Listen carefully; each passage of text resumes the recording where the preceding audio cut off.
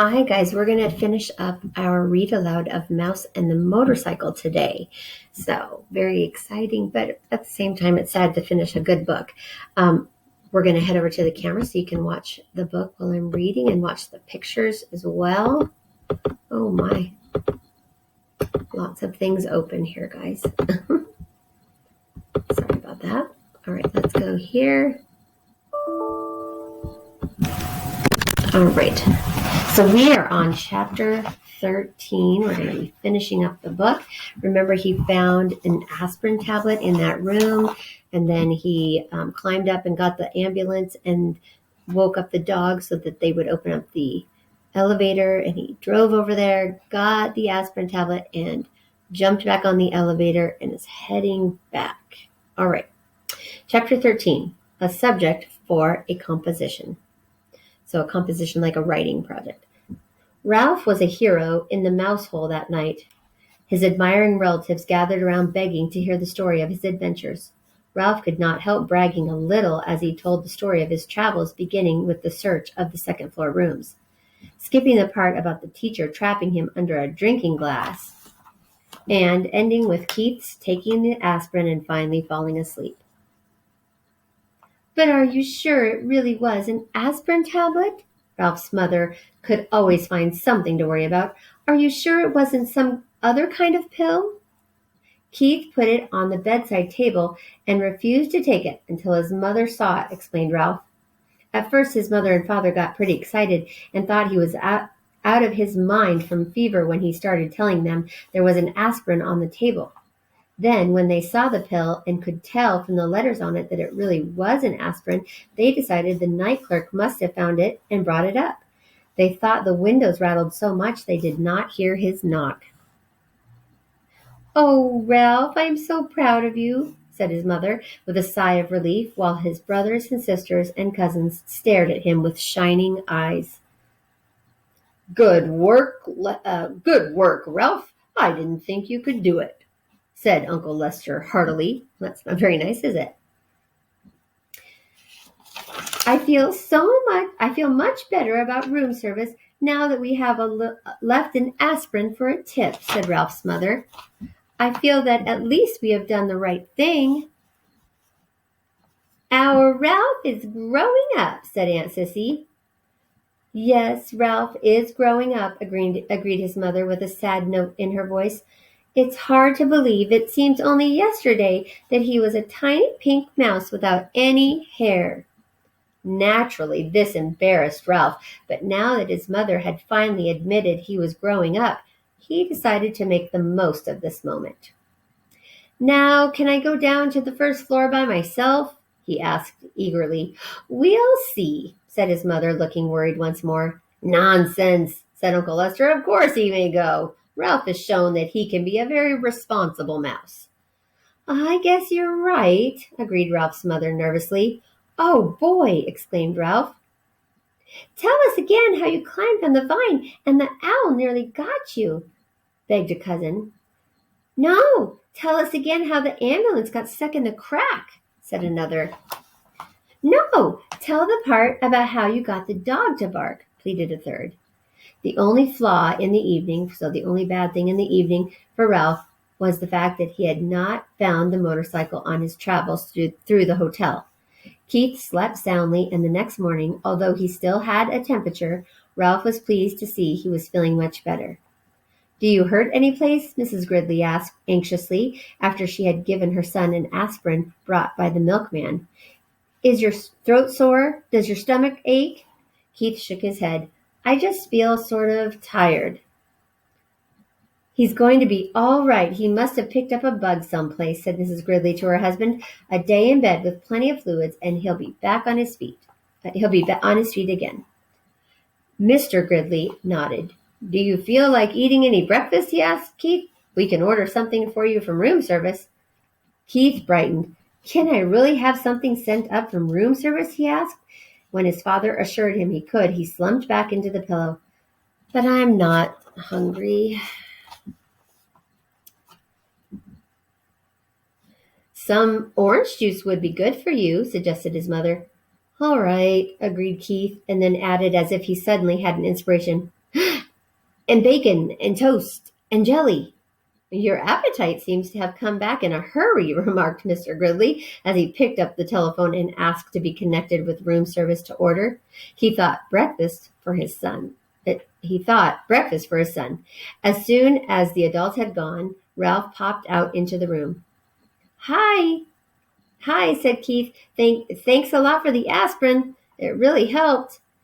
That's all right, answered Ralph modestly. Where did you find it? Keith was curious to know. Under a dresser down on the first floor. The first floor? Keith could not believe it. How did you manage to get up here? Once more, Ralph told the story of his night's adventures, skipping the part about the drinking glass, but making it sound as if he had narrowly escaped the horny talons of an owl as he traveled down the vine. Golly! Keith was amazed at Ralph's story. You know what? You're a pretty smart mouse, and a brave one, too. It was nothing, said Ralph in an offhand manner. Nothing? It was plenty. You risked your life. The boy's admiration and gratitude made Ralph feel even prouder of what he had done. I parked your ambulance out in the hall, he said, wanting Keith to know how responsible he was. Your folks will probably see it and bring it in when they come back. That reminds me, you didn't happen to see my motorcycle anyplace, did you? Keith's question was unexpected. Well, no, I didn't. Ralph suddenly felt less proud of himself. But I didn't have much time to look. Yeah, I know. Keith was sympathetic. I just wondered. A knock at the door sent Ralph scurrying to the knothole. Come in, called Keith. Matt entered with a tray. Here you are, and here is your ambulance. I found it out in the hall, he said as he set the tray across Keith's knees. Sorry to see you're under the weather.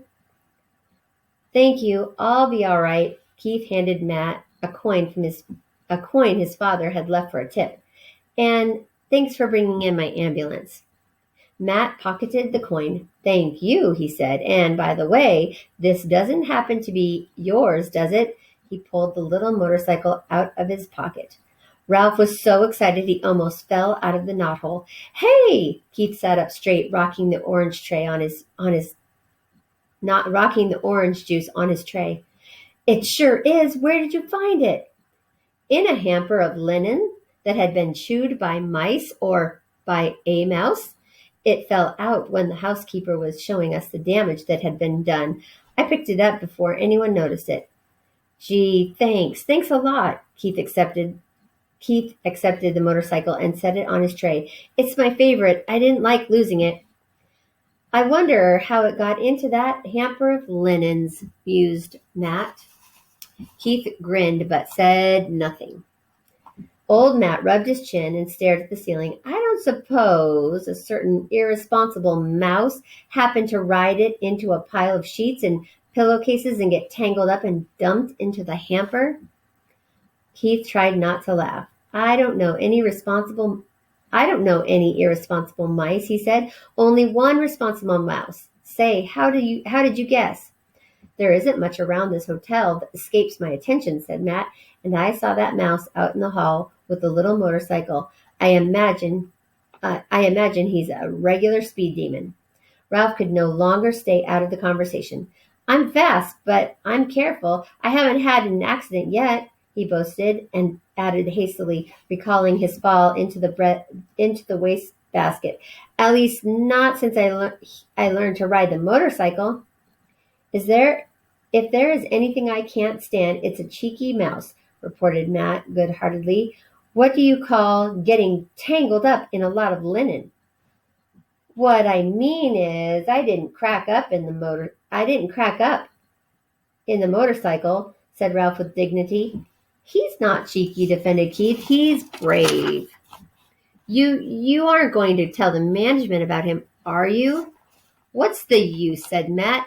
If they get rid of these mice, more will move in. Anyway, he's a cute little fellow. It cheers me up just to think of him tearing around on a little motorcycle.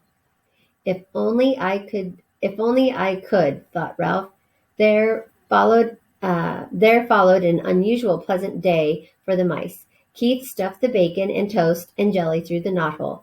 The mice feasted on bacon and jelly before the ants could get at them, and stored the toast against the rapidly approaching time when Keith must leave the hotel. They slept all morning while Keith alternately napped and played with his cars. For lunch, they enjoyed peanut butter sandwiches again. Ralph did not sleep well that afternoon. He found himself thinking of the tantalizing glimpse he had had of the ground floor, and of all the opportunities it offered mice. Crumbs in the dining room, leftovers in the kitchen, scraps in the garbage.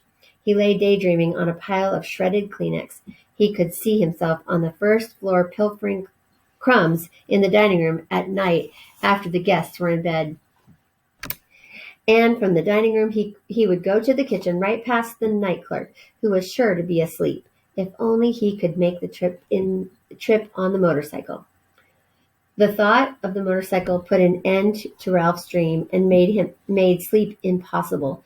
After tossing about on his bed of Kleenex, he got up and poked his head out the knothole. Keith was awake, lying back on the roads. Excuse me. Keith was awake, lying back on the pillows with his cards beside him. He smiled wanly at Ralph. "How are you feeling?" asked Ralph. "Sort of tired," answered Keith. Ralph climbed through the hole. "Where are your folks?" "They went out for a little while. They'll be back. I'm supposed to take a nap." "Are you going to?" asked Ralph. "I'd rather talk to you." Keith leaned over and set the motorcycle on the floor. "Want to ride it?" he asked. "Do I want to ride it?" Ralph could scarcely believe he had heard correctly. "You mean you'll let me? And after the way I lost it for you? You proved you could be responsible when you brought me the aspirin," said Keith. You're more grown up." "Thanks," said Ralph modestly. "I guess mice grow up faster than boys." Keith sounded as though he longed to grow as rapidly as a mouse. "You grow a little bit every day," Ralph said, as he removed his crash helmet from its hiding place behind the curtain. "I guess you're right," agreed Keith. My dad measures me every 6 months against the door jamb of our kitchen back in Ohio, and each mark he makes is higher than the last. But I never feel myself growing." "You wait long enough, and you will be a grown-up." Ralph felt as if he had something very wise as he slipped the rubber band on his crash helmet around his whiskers. Ralph felt as if he had something very wise. "Okay, I guess so." Keith slumped back on the pillows. "But it takes so long." "I grew up, didn't I?" asked Ralph. You said yourself I had become a responsible mouse." "Yes, you did," said Keith thoughtfully. "I guess that part of the secret, just getting bigger, isn't enough. You have to learn things like not taking off down a steep hill on a bicycle when you're used to handbrakes, stuff like that." Ralph walked with a slight swagger to the motorcycle. He grabbed the hand grips and threw his leg across the seat. He remembered to pick up his. Took off his across the carpet and circled the room, covering the rough parts under the dresser and chair, and coming to a halt beside the bed. "She has good balance on a rough road," said Ralph with authority. "She's a mighty fine machine." "Say, Ralph," said Keith, suddenly sitting up, "how would you like to come with me when we leave the hotel?" "Come with you?" Ralph was stunned. He had expected to live and die in the Mountain View Inn, and now he was being offered the opportunity for travel that he had dreamed of. "Yes, come with me to San Francisco and then back to Ohio." Ralph's first thought was of the motorcycle. If he went with Keith, he would not have to be separated from the motorcycle. Keith must have sensed Ralph's thoughts, because he said, "You could ride the motorcycle every day." Ralph was silent. He had begun to think of other things: his family, the permission he had earned to go visit the ground floor, Keith's family, and how they might feel about a mouse. "Come on, Ralph," said Keith. "You could travel in my pocket." "Your mother doesn't care for mice," Ralph pointed out. "Not running around loose," agreed Keith, "but she let me keep a couple of white mice once. I still have their cage at home. You would be very comfortable in it." "Comfortable?" In a cage? Ralph was horrified. No, thank you. Aw, come on. Would you like to be shut up in a cage? Demanded Ralph. Well, no, but neither would I, said Ralph, especially now that I can finally go to this ground floor. In his disappointment, Keith slumped back on the pillowcases once more. I guess I knew you really wouldn't want to come, he said. I understand. I sure will hate to see the motorcycle leave, said Ralph, and added hastily, and you too, of course. The boy and the mouse were silent. Both were thinking of their wishes and the regrets that their wishes could not come true. Keith rolled over on his side and propped his head up on his fist. Would you like to keep the motorcycle? He asked. Keep it? Me? Sure, said Keith. I can save up my allowance and buy another one when we get back to Ohio. You really mean it? Ralph could scarcely contain his excitement. Keep it for my very own? Of course. How come? Ralph wanted to know. I just like to think of you riding it, said Keith. You borrow it if you grew up enough to be trusted with a mouse-sized motorcycle. Maybe someday I could earn a big one. The excitement drained out of Ralph. I can't. I don't have any places to keep it. It's too big. Getting close. Too big to go through the knothole, and I couldn't hide it behind the curtain forever because I've heard that after Labor Day, when there aren't so many tourists, they take the curtains down to be cleaned. That is a problem, agreed Keith. There must be some place in a big hotel like this where you could keep a motorcycle. Ralph sat on the motorcycle, thinking as hard as he could. In the closet, he couldn't get it. In the closet, he couldn't get it out when the door was closed. Under the bed, eventually it would be found. How about downstairs, suggested Keith. I could carry it down for you before we leave. There must be a good hiding place down there somewhere. There's that big old clock my ancestor ran up, said Ralph thoughtfully. Nobody ever cleans under it, but frankly, I don't care to have it strike over my head. Keith thought a while. How about that big television set in the lobby? He asked. The noise shouldn't bother you because you would only go under it at night when everyone was asleep. Yes, Ralph was excited. That's a perfect garage. I saw it when I got the aspirin. The legs are just high enough for the motorcycle, but not quite high enough for a vacuum cleaner attachment. Yes, that's. Saw it when I got the aspirin. The legs are just high enough for the motorcycle, but not quite high enough for a vacuum cleaner attachment. Okay. Then it's settled, said Keith, and then added rather sternly, Ralph thought, but first you must ask your mother.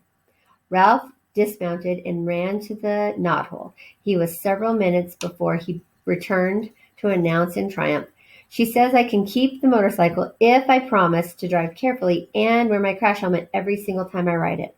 Swell! Keith was just as excited as Ralph.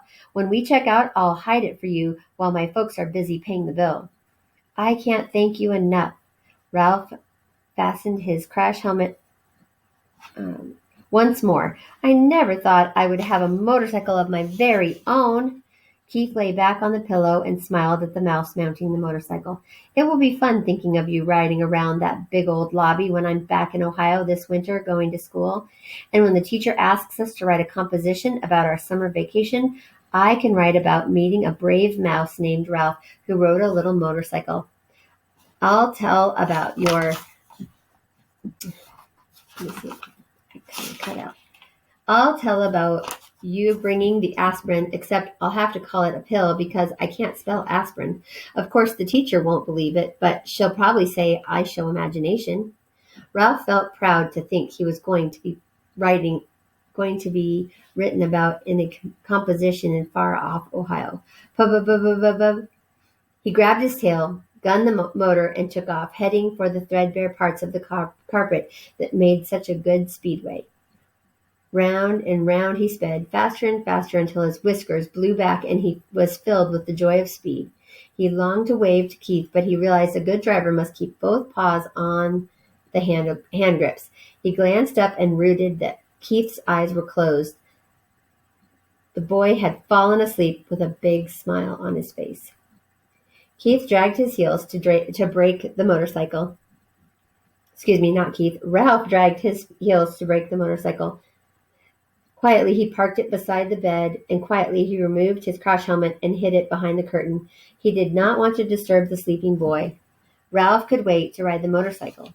It was his to keep. He gets to keep that motorcycle. All right. That is the end. All right, so we have a couple of questions in Edmodo for you to do based on this book. Let me see if I can come back here.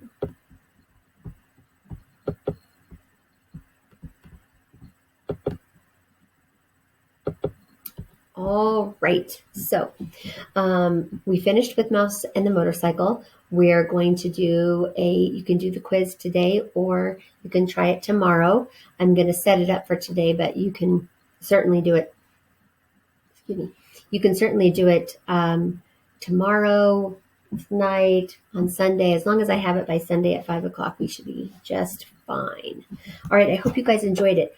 We are going to start the second book when we come back from break. All right.